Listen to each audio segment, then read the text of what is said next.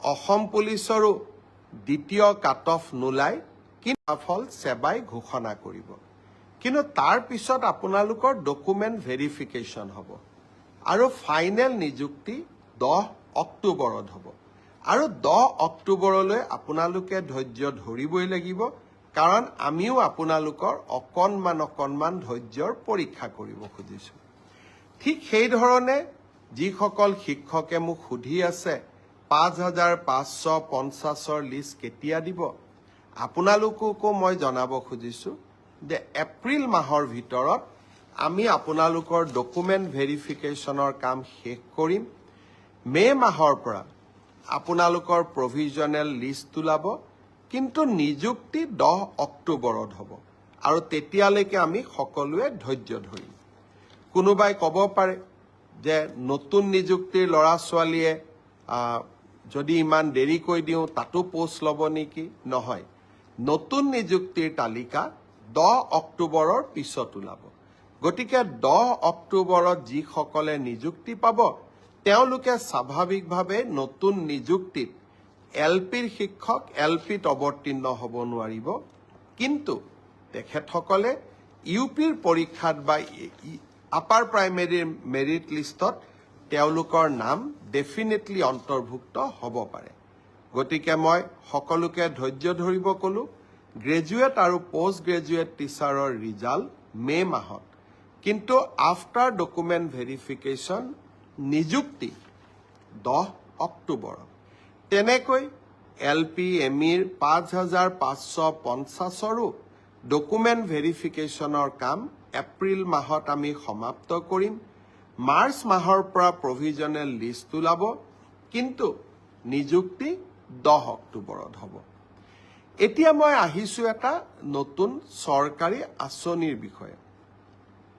অহা 19 তাৰিখে দিনৰ 11:30 বজাত অসম পুলিচৰো দ্বিতীয় কাট অফ নোলায়, কিন্তু বছৰটোৰ শেষৰ ফালে আমি আকৌ নতুন অসম পুলিচত খালী হৈ থকা পোষ্টসমূহ আমি এডভাৰটাইজ কৰিম।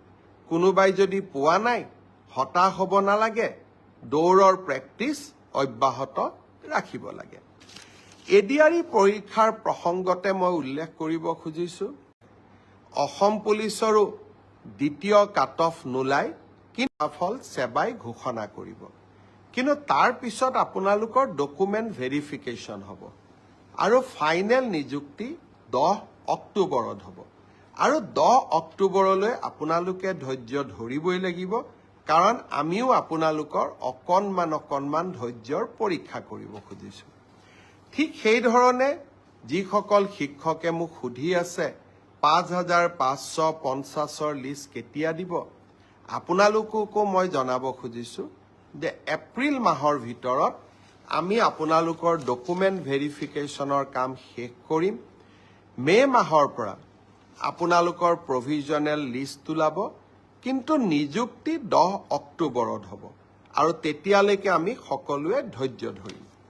কোনোবাই ক'ব পাৰে যে নতুন নিযুক্তিৰ ল'ৰা ছোৱালীয়ে যদি ইমান দেৰিকৈ দিওঁ তাতো পোষ্ট ল'ব নেকি? নহয়, নতুন নিযুক্তিৰ তালিকা 10 অক্টোবৰৰ পিছত ওলাব।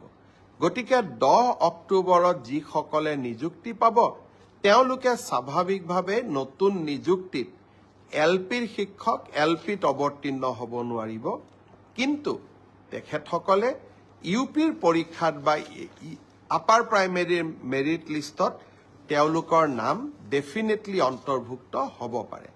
গতিকে মই সকলোকে ধৈৰ্য ধৰিব ক'লো। গ্ৰেজুৱেট আৰু পোষ্ট গ্ৰেজুৱেট টিচাৰৰ ৰিজাল্ট মে মাহত, কিন্তু আফটাৰ ডকুমেণ্ট ভেৰিফিকেশ্যন নিযুক্তি 10 অক্টোবৰত।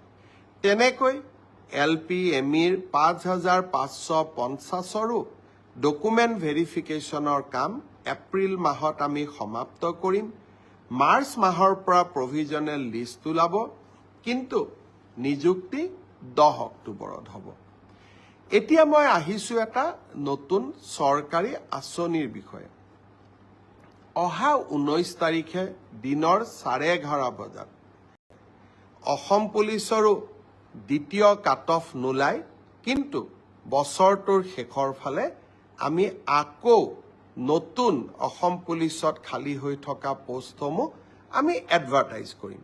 কোনোবাই যদি পোৱা নাই হতাশ হ'ব নালাগে, দৌৰৰ প্ৰেক্টিচ অব্যাহত ৰাখিব লাগে।